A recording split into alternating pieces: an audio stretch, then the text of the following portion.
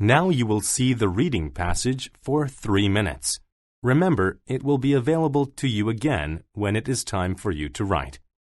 The lecture will begin, so keep your headset on until the lecture is over.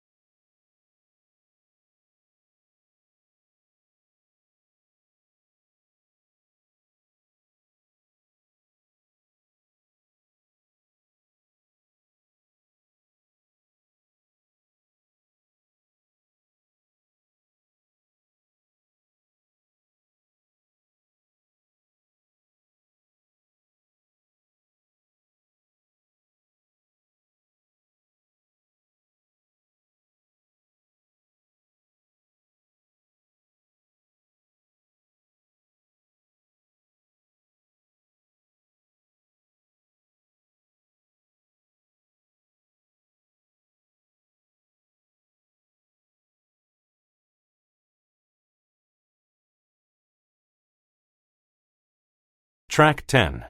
Hackers Test 5. Okay, today we're going to look at some recent findings that shed new light on the events in Jamestown that, led to the starvation of so many colonists. Many past historians have placed blame exclusively on the colonists. Well, we now know that the mass starvation was not solely the fault of the settlers.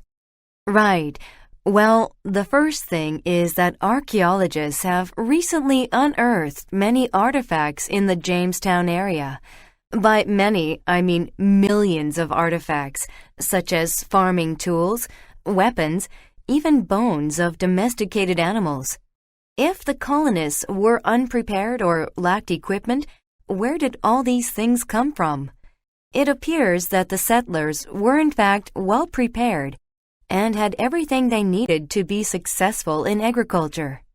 Then, there is the notion that the settlers were too busy trying to find gold. Well, this would be convincing if the massive die-out had occurred before 1608, but it didn't.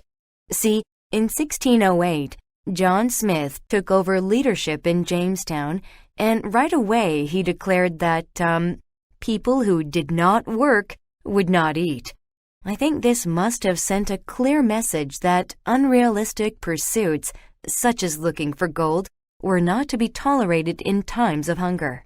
We also have historical records from tree rings that prove that there was a severe drought between 1606 and 1612. This was no normal drought. It was the kind that only happens once every few hundred years. Now think about it. If the drought was that severe, it would have been difficult to grow even the hardiest crops, such as corn.